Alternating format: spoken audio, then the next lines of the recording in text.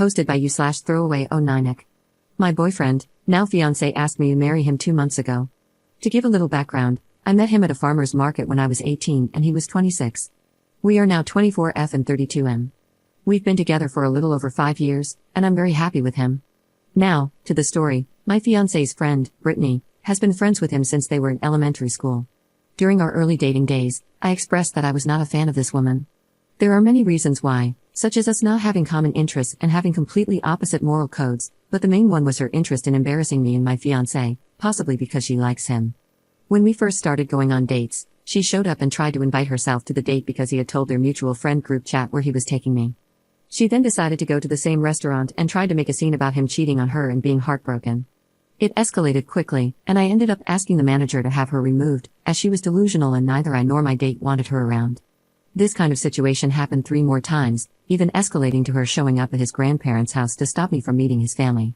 At that point, I made it clear to him that if anything like that happened again, I'd be out of there. He completely understood and agreed with me, wholeheartedly. He convinced his friend group to minimize communication about Brittany with him because she was acting weird around him, and they all understood and disagreed with her actions.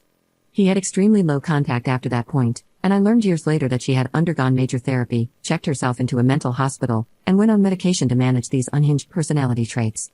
About 4 years later, they reconnected at a mutual friend's birthday party we were all attending, and she genuinely seemed to have changed from the person I had met 5 years ago. We still didn't agree on most things, but she apologized for the way she had acted and owned up to all the BS she tried to pull with him. So, I kept my guard up but encouraged my fiancé to rebuild his friendship with her. I'm not friends with her, but I am friendly toward her. Skipping to now, I have been planning this wedding basically since I was born, over-exaggerating, but it has been in my thoughts since I was a young child. The wedding will not happen for another 2 years. The theme is similar to Dungeons & Dragons style fantasy, a Renaissance wedding with blue, orange, and red as the main color scheme. Most of the wedding will be held outdoors at a local state park, but part of it will be held indoors, specifically for the cake cutting, food service, and some guest photos. This is the important part. I have a personal friend, Bree, 28F, who does professional photos at Renaissance festivals across the US. Her job is to travel across the country to rent fairs, taking pictures for various venues. It's a very cool job, and I love seeing her work. She does some editing for these venues using a green screen to make the scenes more aesthetic or to change the scenery entirely. For example, she has shown me mock-ups with silly people in costumes being chased by goblins and trolls, a dragon breathing fire behind a party of knights, or a garden of lights with fairies flying around. It's silly stuff meant for fun. My idea was to incorporate this into my wedding. Guests could choose whichever background they liked from a catalog that Bree and I put together, and Bree or her teammate would take pictures of them throughout the day. The photos would be uploaded electronically and edited after the wedding. Participation in this activity would be optional, but I wanted to use the photos for postcards and scrapbooking, which is my hobby. These green screen photos wouldn't be the only pictures taken. There would also be traditional photos of the wedding itself, including portraits of my husband and me, and the wedding party, which would not use the green screen. A few days after he proposed, my fiancé asked if I would be comfortable with him inviting Brittany to the wedding as a groomswoman. Honestly, I was fine with it, until the topic of her hair came up. Since they reconnected, she cut and dyed her hair a lime green with cool undertones and highlights. I actually think it looks great on her and suits her facial structure well. However, I was worried about the green screen effect on her hair, so I invited her to my friend's home to test it. Unfortunately, the screen blended with her hair, causing a significant glitch in every background we tried. I asked Bree if there was a way to edit around it, but she said it would require a lot of extra time and money. The additional editing would be expensive because it could involve editing multiple photos, which wasn't feasible given our budget constraints. Even though I love her hair, I asked if she would consider wearing a wig at the wedding so she could still be included in the green screen photos. I even offered to pay for a professional wig. Brittany became very angry, saying that asking her to wear a wig was like asking her to cover up herself. She felt it was an attack on her expression and was hurt. I explained that it was purely a logistical issue, but she accused me of trying to exclude her intentionally. As a compromise, I suggested that she get more pictures taken during the wedding itself, without the green screen. She didn't like this idea, claiming it wasn't fair that she'd be the only guest excluded from the fun pictures. Though I sort of agreed with her, it wasn't my fault. I then offered that she pay the additional editing costs herself if she didn't want to wear a wig. At first, she seemed open to this. But when I mentioned that the extra editing would cost around $100 per picture, she became upset and said Bree's prices were ridiculous. I disagreed and haven't spoken to her since. Throughout this ordeal, my fiancé has been on my side, though he's disappointed about her potentially not being at the wedding. He agrees with me about the costs and thinks she's overreacting, but he sympathizes with her being the only one left out of this activity. While I also have sympathy, I don't see another solution. We can't use a blue screen because the wedding colors include blue, and we can't buy a new screen for my friend's business for just one person. All the alternatives I've come up with, Brittany has rejected. So, my final decision was to ask him to disinvite her from the wedding to avoid creating further drama if she did not want to wear a wig. After long discussions between us, he agreed with me and sent her a message explaining that she would be entirely disinvited but would be welcome to celebrate with us after our honeymoon had ended. They met up soon afterward, and he stayed firm on the matter, despite her crying and still refusing to do anything to address her hair. She still believes that my request comes from a place of power imbalance and that I just want to bully her, which I don't believe is true. She has a year to think it over. I can tell this situation bothers him, and I've addressed it a few times. Each time I have, he says it is for the best, as she would just ruin the photos she was in with the green screen effect and could cause us to delete hundreds of pictures purely because of her actions. I agree, but it still bothers me that I might be doing something wrong. Especially since, after this incident, her mom and dad have reached out to me to scold me for abusing my power against their daughter at one of the biggest parties she has ever been invited to. Even my friends are split on the issue, all of them having sympathy for her, but some of them are saying I'm the jerk because I won't just let her come to the wedding and have someone block her from taking any pictures with the green screen. Just to clarify, I'm not trying to force her to change her hair. I don't want her to dye it differently. I simply want her to wear a wig for the wedding, which she can remove afterward. The wedding isn't for another 2 years, so I still have time to reconsider the logistics. Am I the jerk here? Up in the comments. I will add some context to that, as I thought I made it clear, but apparently not. The activity with the green screen is open to everyone who signed up for it, mostly so I can get an accurate number of people who will have multiple pictures taken of them. I would encourage them to do it in groups, so if one person's hair is making it glitch and you have multiple people in a picture, it turns into more than just a $100 venture, it turns into thousands of dollars that I simply do not have. Bree told me that the total cost could potentially quadruple what I'm willing to pay because it would take hours to Photoshop every single picture Brittany is in.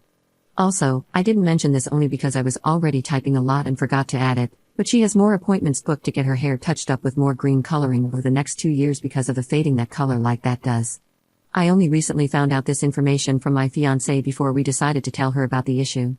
If her hair isn't green for whatever reason in a year, or if she changes her mind about not minding that she isn't allowed to be in the green screen pictures, I'm sure something could work out differently, and it wouldn't affect much at all. And many of you are saying that the easiest solution would be for her to just not be in those photos, right? This is correct, and I agree with you. The issue is that I'm being made out to be the bad guy because she doesn't want to be left out of one of the 4 big activities I have planned for the wedding. I didn't include all the other details because I wasn't trying to pile on about how badly she's taking this, as the post is already very long. But she's yelled at me, cried, called my fiancé 33 times while he was at work, and more, all because I can't change the fact that she physically cannot be in green screen pictures without ruining them, and I do not want to spend significantly more money. Update 7 days later. I honestly didn't think I'd post an update at all this year because I mostly received the confirmation I needed to know I was correct in my assumption that she'd cause more drama at the wedding than necessary, and that I would be justified in disinviting her. I try to be detailed in that post, but in this one, I'm going to be a little less detailed. Basically, 3 days ago, I was sent my post on Messenger by Brittany. She is a notorious Reddit lurker, apparently, and saw it a few hours after it was posted. It didn't even need to get multiple upvotes because she just reads the posts available in the recent category. I told her I had posted because I had a lot of inner conflict about my involvement in my fiancé's decision to disinvite her if she couldn't make some form of sacrifice, like not being in the green screen photos or wearing a wig, so she could be included. She got extremely mad at me, called me names and threatened that I'd be sued for defamation, etc. This honestly just made me realize how little she had actually changed. Of course, I showed my fiancé, and he was appalled at her actions. He said he was going to block her and did so that day, and so did I. Yesterday, I woke up to 43 missed calls from a number I did not recognize, which turned out to be from her, along with a dozen voicemails claiming that I was stealing my fiancé away from her again, that I had purposefully targeted her for just wanting to be included with everyone else, and so on. I don't know how she got my number, but I obviously blocked it. After that, I reported her to the police on the non-emergency line because I didn't know if I needed to fear for my safety. I'm really glad I did this. After my fiancé had left for work, she showed up at our home and knocked on the door. I cracked a window near the door and asked what she wanted. She said, while crying, that I needed to let her into the house because it was her right to be with my fiancé, not me. She started kicking at the door, and I told her to knock it off. Immediately, I started dialing the non-emergency police number for my nearest precinct because I knew what was happening at that moment, and I was supposed to be clocking in for work on my computer. I texted my boss, and she excused my absence for the day. As I was doing this, I kept repeating, "Go away. I called the police, and I do not want you here. You are trespassing." She was saying all kinds of things I don't wish to repeat here, but the lesser of the things she said included, calling me a white racist pig, she is mixed race and so am I, saying she was 8 months pregnant with my fiancé's baby, there's quite literally zero proof of this, including no baby bump, despite her being a fairly thin woman, screaming that she would take me to hell, trying to break my metal front door and hurting herself instead, and so on. Basically, she had a full-on meltdown. The police arrived, saw that she was trying to break my door down, and immediately put her in cuffs and sat her down. She was claiming this was her house and that she had lived there for 10 years, that I had broken in and locked her out, etc. Of course, because of her erratic behavior, I was questioned. Once I provided the real story, as well as proof that I was the owner of the home, she was taken to the police station. As far as I know, she was booked for the night and was released today. I did agree to a temporary no-contact order, and my fiancé and I are going to proceed with a permanent one. Her parents called after they heard she had been put in a holding cell and apologized profusely. Apparently, Brittany had lied to them about the extent of her actions and downplayed a lot of it. On the surface, she seemed fine and well-rounded, but mentally, she had snapped again from not taking her meds for a year. She never told her parents this and acted normally until one of her triggers reappeared, my fiancé. No, he didn't do anything wrong, she just had a major trigger when it came to him because of a deeply obsessive personality disorder. I wasn't trying to air her dirty laundry regarding her medical history in the last post, but she was diagnosed with BPD and a handful of other disorders caused by childhood trauma from her great-grandfather. She's an unhealthy person, and I regret even allowing her to think we had forgiven her for her past behavior. I'm pretty shaken from this ordeal and can't believe this was all because of a goddamn green screen and some pictures that were supposed to be silly holiday cards for the foreseeable future. This is making me rethink the idea altogether, to be honest. Maybe I'll just rent an adult bounce house because that seems more fun than green screen professional photography. Anyways, that's the update. Thanks for reading and for the advice I was given in the last post.